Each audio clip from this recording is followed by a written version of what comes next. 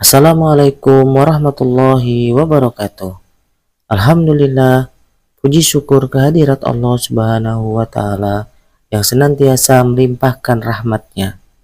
Cerita hari ini yaitu Sirah Nabawiyah tentang kisah Nabi Ibrahim mencari Tuhan.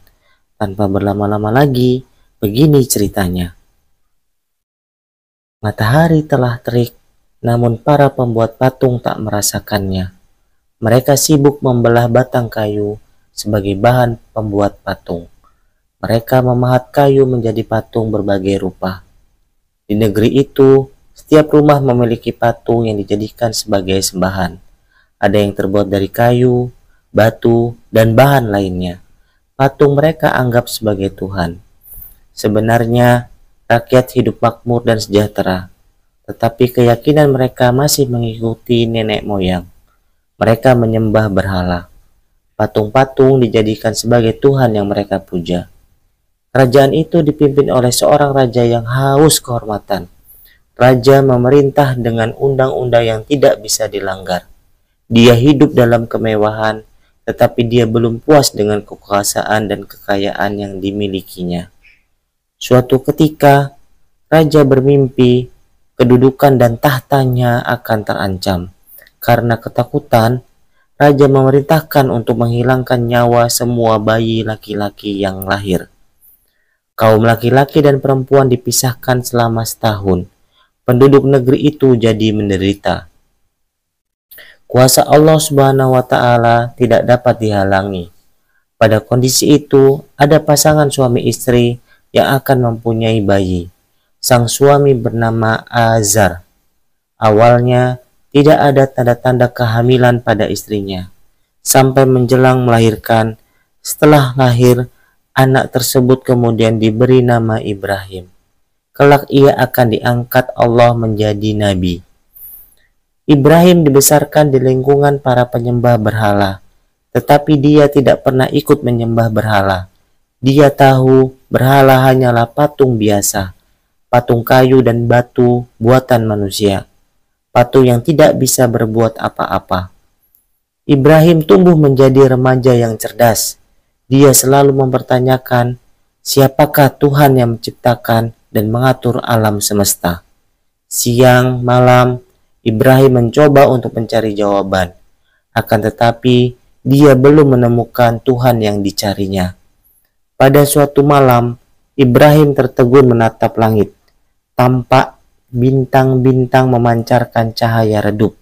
Malam menjadi indah di bawah remangan cahaya bintang. Bintang itu adalah Tuhanku, seru Ibrahim riang. Namun, tak lama kemudian Ibrahim kembali kecewa.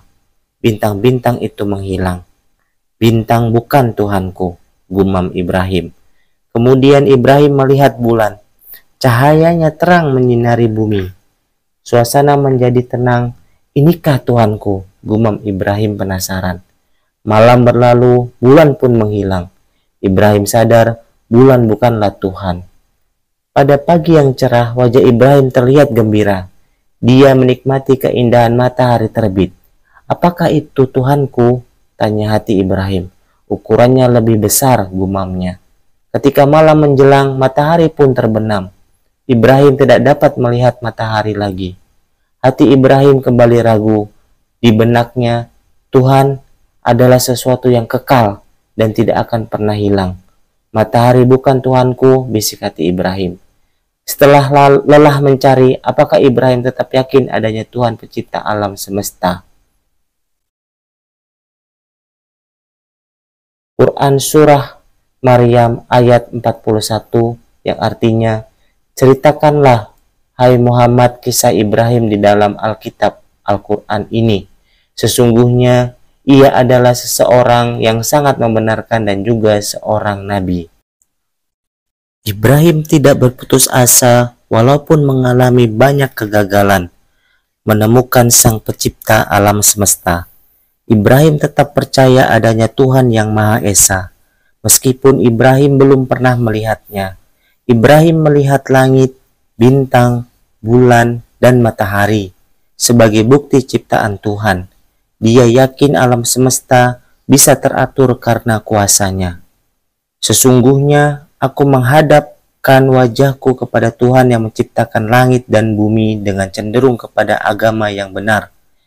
Dan aku bukanlah termasuk orang-orang yang mempersekutukan Tuhan, ikrar Ibrahim. Waktu terus berlalu, Ibrahim tetap meyakini Sang Pencipta alam semesta. Ibrahim ingin menepis keraguan dalam hatinya. Dia merasa akan tentram jika bisa menemukan Tuhannya. Dia tetap berusaha membuktikan kebesaran Tuhan yang diyakininya. Suatu hari, Ibrahim ingin melihat kekuasaan Sang Pencipta. Dia ingin membuktikan bahwa Tuhan yang Maha Esa itu ada. Dia juga ingin mempertebal keimanan dan keyakinannya.